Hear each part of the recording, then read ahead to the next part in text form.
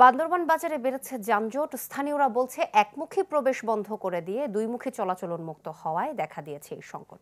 এই বিষয়ে আরো জানাতে বান্দরবান থেকে আমাদের সাথে যুক্ত হচ্ছেন সহকর্মী ইয়াসিনুল হাকিম। ইয়াসিন, আমি এখন যাচ্ছি বান্দরবানের যে ট্রাফিক মোড়, এগুলো তো চৌরাস্তার মোড় বলা হয় বা ট্রাফিক মোড় বলা হয়। এখান থেকে শহরে ঢোকা এবং শহর থেকে রাঙ্গামাটি যাতায়াতের মূল মাধ্যম। এই যার কারণে এখানকার মানুষের যে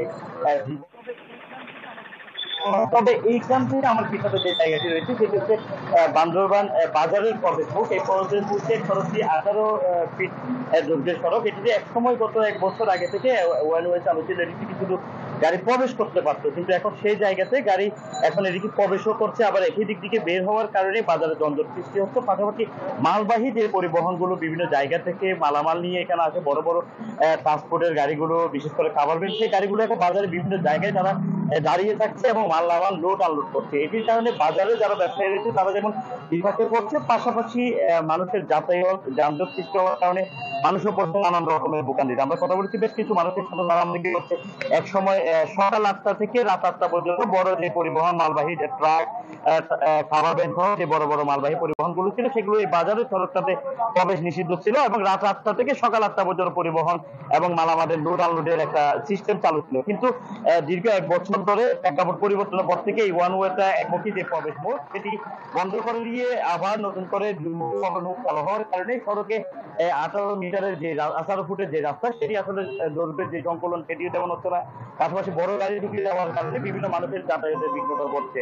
বিশেষ করে আমরা কথা বলেছি বিভিন্ন ব্যবসায়ীদের সাথে, তারাও যেটি বলছে একমুখী প্রবেশ পথ চালু করার মাধ্যমে স্থানীয় যে দুর্ভোগ সেটি যে লাঘব করা দরকার, না হলে অচিরে বান্দরবান বাজারে যে যানজট সৃষ্টি হচ্ছে এটি আরো দীর্ঘতম হতে পারে বলে মনে করছি। যেহেতু পর্যটন জেলা বান্দরবান বিভিন্ন সময় বিভিন্ন জায়গা থেকে পর্যটকে মুখরিত হচ্ছে এই জেলা, এখানে সড়কগুলো পর্যটকে মুখরিত হওয়ার কারণে এমনিতেই সংকীর্ণ, তার কারণে আরো বড় গাড়ি ঢুকলে সেক্ষেত্রে আরো যানজট সৃষ্টি হচ্ছে। তবে আমি কথা বলেছিলাম ট্রাফিক পুলিশের যিনি প্রশাসনিক কর্মকর্তা রয়েছে ওনার সাথে, উনি আমাদেরকে বলছেন জেলা পুলিশের যে পুলিশ সুপার তার সাথে তাদের একটি বৈঠক হয়েছে এবং আগামী বৃহস্পতিবারের মধ্যে বাজার কমিটি তারা একটা বৈঠকের মাধ্যমে যে ওয়ান ওয়ে পূর্ববর্তী চালু ছিল সেটি পুনরায় চালু করার একটি সিদ্ধান্ত নিচ্ছে। এটি চালু করা হলে আগামীতে বাজারে যে যানজট ইতিমধ্যে সৃষ্টি হচ্ছে, বিভিন্ন জায়গায় ফুটপাথগুলো দখল হয়ে যাচ্ছে, সেগুলো দখল মুক্ত করতে পারবো তারা আমাদেরকে জানিয়েছে। আমি কথা বলেছিলাম পৌর প্রশাসকের সাথে, পৌর প্রশাসক আমাদেরকে একই কথা জানিয়েছে, বাজারে যারা বিভিন্ন জায়গায় ব্যান হকারের দূরত্ব বেড়েছে সেগুলো বন্ধ করার জন্য পৌর পুলিশ নিয়োগের মাধ্যমে বাজারের যানজট নিরসনের পাশাপাশি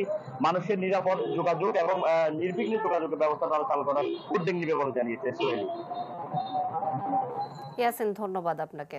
দর্শক, বান্দরবান বাজারের সড়কে বেড়েছে যানজট, এজন্য বেড়েছে জনভোগান্তি। সে বিষয়ে বিস্তারিত জানাচ্ছিলেন সহকর্মী ইয়াসিনুল হাকিম।